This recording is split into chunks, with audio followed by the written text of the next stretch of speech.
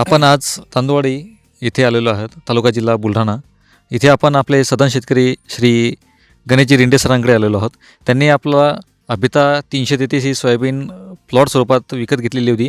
त्यांच्याकडनं आपण त्यांचे काही मत जाणून घेऊया. सर, आपल्याला जे अभिता 333चं बियाणं देण्यात आलं होतं, हे कसं वाटलं आपल्याला?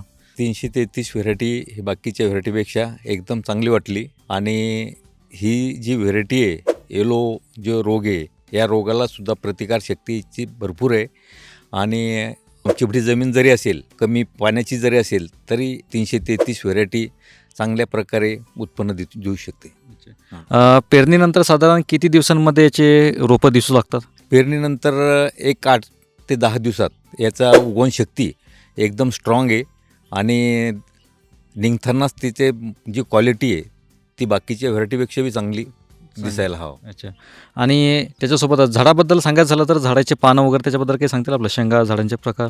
शेंगा ज्यावेळेस लागल्या तर त्यावेळेस शेंगाचे पण भरपूर त्याला म्हणजे निघतानाच त्याला खूप ब्रँचेस असतात झाडाला. आणि त्याच्यामुळं फुलाची संख्या जास्त असल्यामुळं शेंगा पण भरपूर प्रमाणात लागतात.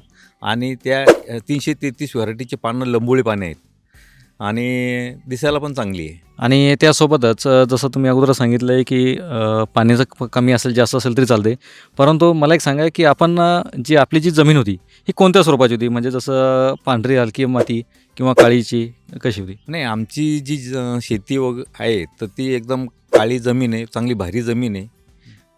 भारी जमिनीत ते आम्हाला त्याचं उत्पन्न भरपूर प्रमाणात आलं. आणि त्यामुळं आम्ही समोर पण आता पुढल्या 2026-27ला 333च वाण निवडणार आहे.